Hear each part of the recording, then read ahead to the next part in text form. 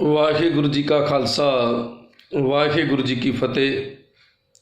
गुरु प्यारी साध संगत जीओ, अज दी जो दास दी विचार का विशा है वो है जो साडे देश के प्रधानमंत्री हैं नरेंद्र मोदी जी, जिन्हों ने राम मंदिर की नींह पत्थर रखन लग्या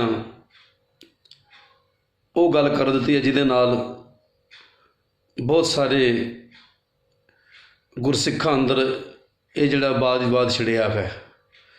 दूसरी गल है ज्ञानी इकबाल सिंह जिन्हें लव कुश की औलाद दे बारे गल की है। प्यारी साध संगत,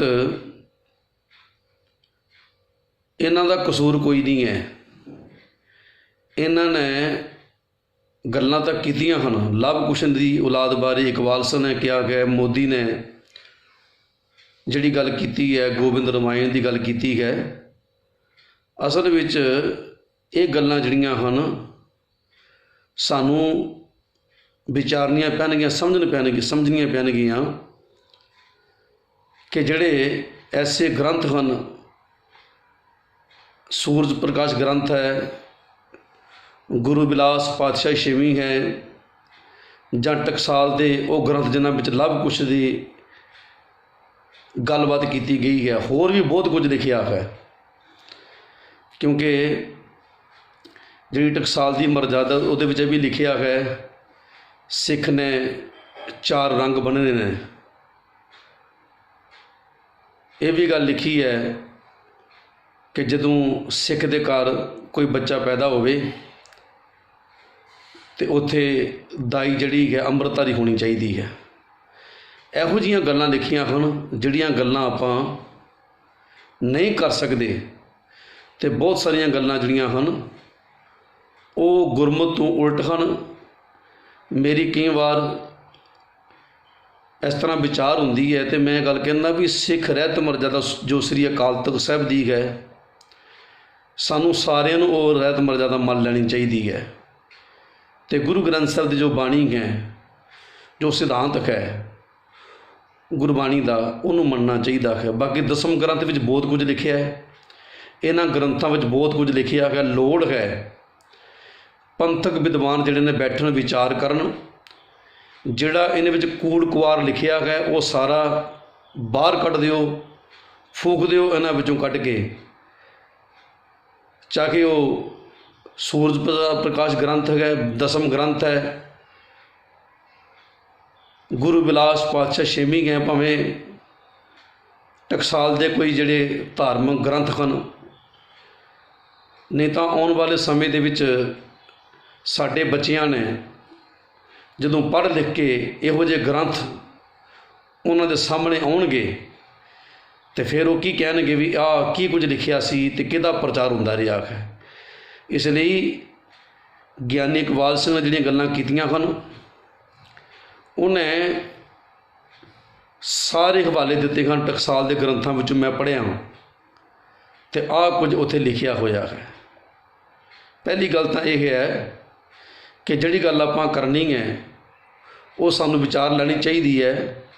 जिहड़ी गल श्री गुरु ग्रंथ साहब की बाणी की कसवट्टी उपर ऐन पूर्ण तौर पर परख करके देख लेनी चाहिए है। जिहड़ी सही गुरबाणी नाल ढुकदी है वो गल करो, जिहड़ी गुरबाणी तो गल जिहड़ी है दूर है वो गल करन दा कोई मतलब नहीं है, क्योंकि ये विशा जिहड़ा है दिनों दिन भखता जा रहा है। तो सानू सारिਆਂ ਨੂੰ इस गल उपर ध्यान देना चाहिए है, क्योंकि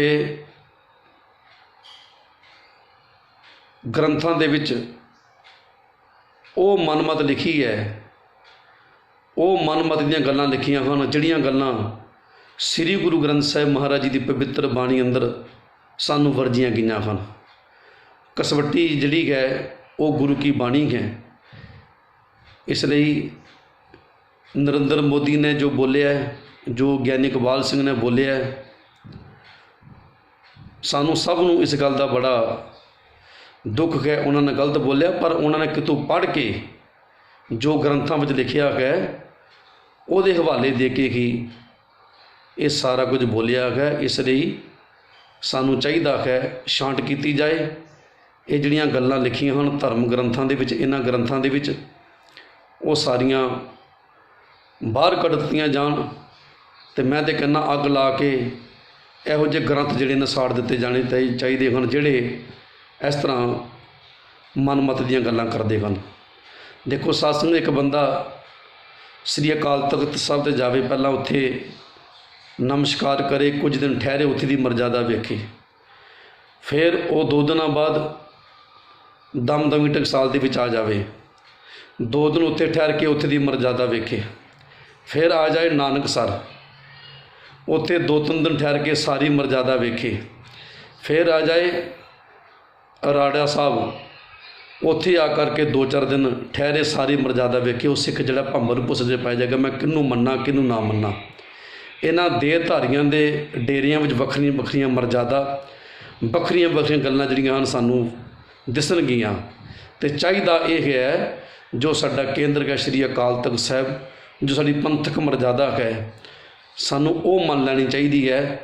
ਬਾਕੀ ਚਾਹੇ ਟਕਸਾਲ ਹੈ ਅਤੇ ਚਾਹੇ ਭਾਵੇਂ ਨਾਨਕਸਰ ਹੈ ਅਤੇ ਭਾਵੇਂ ਰਾੜਾ ਸਾਹਿਬ ਹੈ, ਇਹ ਜਿਹੜੀਆਂ ਸੰਪਰਦਾਵਾਂ ਹਨ ਠੀਕ ਹੈ। ਇਹਨਾਂ ਦੇ ਜਿਹੜੇ ਪੁਰਾਣੇ ਮਹਾਂਪੁਰਸ਼ਾਂ ਨੇ ਉਹਨਾਂ ਭਾਵੇਂ ਸਿੱਖੀ ਦੀ ਪ੍ਰਚਾਰ ਦੀ ਗੱਲ ਕੀਤੀ ਹੋਵੇਗੀ, ਅਸੀਂ ਇਸ ਚੀਜ਼ ਤੋਂ ਮੁੱਕਰਦੇ ਨਹੀਂ ਗਾ, ਪਰ ਜਿਹੜੀ ਮਨਮਤ ਚੱਲ ਰਹੀ ਹੈ ਇਹਨਾਂ ਡੇਰਿਆਂ ਦੇ ਵਿੱਚ, ਜੋ ਕੁਝ ਹੋ ਰਿਹਾ ਹੈ, ਅਤੇ ਉਹ ਸਿੱਖ ਜਿਹੜਾ ਹੈ ਭੰਬਲ ਭੁੱਸੇ 'ਚ ਪੈ ਜਾਏਗਾ। ਉਹ ਕਿਹਨੂੰ ਮੰਨੇਗਾ ਕਿਹਨੂੰ ਨਹੀਂ ਮੰਨੇਗਾ।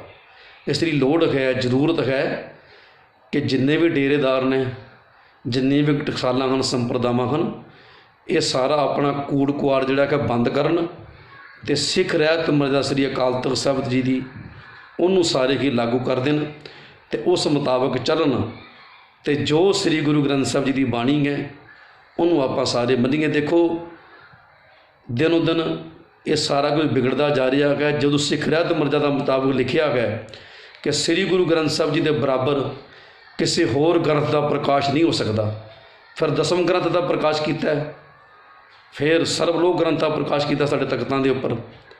ਇਹ ਕੁਝ ਹੋ ਰਿਹਾ ਹੈ ਅਤੇ ਫਿਰ ਜਦੋਂ ਉੱਥੋਂ ਪੜ੍ਹਨਗੇ, ਸੁਣਨਗੇ, ਉਹਨਾਂ ਦੇ ਹਵਾਲੇ ਦੇਣਗੇ ਹੀ। ਗਿਆਨੀ ਇਕਬਾਲ ਸਿੰਘ ਵਰਗੇ ਉੱਥੇ ਜਥੇਦਾਰ ਰਹੇ ਅਤੇ ਉਹਨਾਂ ਨੇ ਸਾਰੀ ਜ਼ਿੰਦਗੀ ਬ੍ਰਾਹਮਣਵਾਦ ਦਾ ਪ੍ਰਚਾਰ ਜਿਹੜਾ ਕੀਤਾ ਹੈ, ਪੜ੍ਹੇ ਵੀ ਉਹਨਾਂ ਕੋਲੋਂ ਅਤੇ ਪ੍ਰਚਾਰ ਵੀ ਉਹਨਾਂ ਦਾ ਕਰ ਰਹੇ ਨੇ। ਇਸ ਲਈ ਉਹਨਾਂ ਨੇ ਕਈ ਹਵਾਲੇ ਦੇ ਦੇ ਕੇ ਸਾਨੂੰ ਭੰਬਲ ਭੁੱਸੇ 'ਚ ਪਾਉਂਦੇ ਰਹਿਣਾ। ਇਹ ਠੀਕ ਹੈ, ਜਿਹੜੇ ਸੁਚੇਤ ਗੁਰਸਿੱਖ ਨੇ ਉਹ ਤਾਂ ਨਹੀਂ ਇਹਨਾਂ ਭੰਬਲ ਭੁੱਸੇ 'ਚ ਪੈਣਗੇ, ਪਰ ਜਿਹਨਾਂ ਵਿਚਾਰਿਆਂ ਨੂੰ ਪਤਾ ਹੀ ਨਹੀਂ ਹੈ, ਜਿਹੜੇ ਕੁਝ ਪੜ੍ਹਦੇ ਨਹੀਂ ਆ, ਜਿਨ੍ਹਾਂ ਨੂੰ ਉਸ ਬਾਰੇ ਕੋਈ ਗਿਆਨ ਹੀ ਨਹੀਂ ਹੈ, ਉਹ ਤਾਂ ਭੰਬਲ ਭੁੱਸੇ 'ਚ ਪੈ ਗਏ ਨਾ ਵੀ ਆਹ ਕੀ ਕੁਝ ਲਿਖਿਆ ਹੈ। ਇਸ ਲਈ ਲੋੜ ਹੈ, ਜ਼ਰੂਰਤ ਹੈ ਕਿ ਮੈਂ ਤਾਂ 2 ਹੀ ਗੱਲਾਂ ਕਰਦਾ ਰਹਿਣਾ, ਸ੍ਰੀ ਗੁਰੂ ਗ੍ਰੰਥ ਸਾਹਿਬ ਦੀ ਪਵਿੱਤਰ ਬਾਣੀ ਜੋ ਸਭ ਤੋਂ ਸਰਵੋਤਮ ਹੈ, ਸਭ ਤੋਂ ਉੱਤਮ ਹੈ, ਅਤੇ ਜੋ ਸ੍ਰੀ ਅਕਾਲ ਤਖਤ ਸਾਹਿਬ ਜੀ ਦੀ ਪੰਥਕ ਮਰਜ਼ਾਦਾ ਹੈ, ਇਹ 2 ਗੱਲਾਂ ਉੱਪਰ ਸਾਨੂੰ ਪਹਿਰਾ ਦੇਣਾ ਚਾਹੀਦਾ ਹੈ। ਬਾਕੀ ਹੋਰ ਬਹੁਤ ਕੁਝ ਲਿਖਿਆ ਹੈ, ਬਹੁਤ ਕੁਝ ਪੜ੍ਹਦੇ ਸੁਣਦੇ ਹਾਂ, ਸਾਨੂੰ ਜਿਹੜੀਆਂ ਵਾਦ ਵਿਵਾਦ ਵਾਲੀਆਂ ਗੱਲਾਂ ਹਨ ਉਹ ਮੈਂ ਤਾਂ ਕਹਿੰਦਾ ਵਿੱਚੋਂ ਬਾਹਰ ਕੱਢ ਕੇ ਅਤੇ ਉਹਨਾਂ ਗ੍ਰੰਥਾਂ ਦਾ ਸੰਸਕਾਰ ਹੀ ਕਰ ਦੇਣਾ ਚਾਹੀਦਾ ਹੈ ਜਿੱਥੇ ਇਹ ਮਨਮਤ ਲਿਖੀ ਹੈ। ਇਤਨਾ ਕਿ ਬੇਨਤੀਆਂ ਪ੍ਰਵਾਨ ਕਰਨੀਆਂ। ਮੈਂ ਬੇਨਤੀ ਕਰਾਂਗਾ ਆਹ ਜਿਹੜੀ ਮੇਰੀ ਵੀਡੀਓ ਹੈ ਅੱਗੇ ਤੱਕ ਸ਼ੇਅਰ ਕਰ ਦਿਓ, ਕਿਉਂਕਿ ਮੈਂ ਕਈ ਦਿਨਾਂ ਤੋਂ ਸੁਣਦਾ ਆ ਰਿਹਾ, ਵੱਖਰੇ ਵੱਖਰੇ ਵਿਦਵਾਨ, ਵੱਖਰੇ ਵੱਖਰੇ ਪ੍ਰਚਾਰਕ ਜਿਹੜੇ ਨੇ ਵੱਖਰੀ ਵੱਖਰੀ ਗੱਲਾਂ ਕਰ ਰਹੀਆਂ ਹਨ, ਕਰਦੇ ਆ ਰਹੇ ਹਨ। ਤੋ ਮੇਰਾ ਮਨ ਕੀਤਾ ਵੀ ਆਪਾਂ ਸਾਰਿਆਂ ਨੂੰ ਸੁਚੇਤ ਹੋਣਾ ਚਾਹੀਦਾ ਹੈ ਅਤੇ ਇਹਨਾਂ ਗ੍ਰੰਥਾਂ ਬਾਰੇ ਜ਼ਰੂਰ ਵਿਚਾਰ ਕਰਨੀ ਚਾਹੀਦੀ ਹੈ। ਗਿਆਨੀ ਇਕਬਾਲ ਸਿੰਘ ਨੇ ਜੋ ਬੋਲਿਆ ਜਾਂ ਪਰ ਨਰਿੰਦਰ ਮੋਦੀ ਨੇ ਜੋ ਬੋਲਿਆ ਹੈ, ਉਹਨਾਂ ਦਾ ਕਸੂਰ ਕੋਈ ਨਹੀਂ, ਕਿਉਂਕਿ ਉਹਨਾਂ ਨੇ ਪੜ੍ਹਿਆ ਹੀ ਗਿਆ ਅਤੇ ਉਹ ਗੱਲਾਂ ਸਾਡੇ ਸਾਹਮਣੇ ਅੱਗੇ ਲੈ ਕੇ ਆਉਂਦੀਆਂ ਹਨ। ਅਤੇ ਸਾਨੂੰ ਇਹਨਾਂ ਗੱਲਾਂ 'ਤੇ ਵਿਚਾਰ ਕਰਨੀ ਚਾਹੀਦੀ ਹੈ ਜੀ। ਵਾਹਿਗੁਰੂ ਜੀ ਕਾ ਖਾਲਸਾ, ਵਾਹਿਗੁਰੂ ਜੀ ਕੀ ਫਤਿਹ।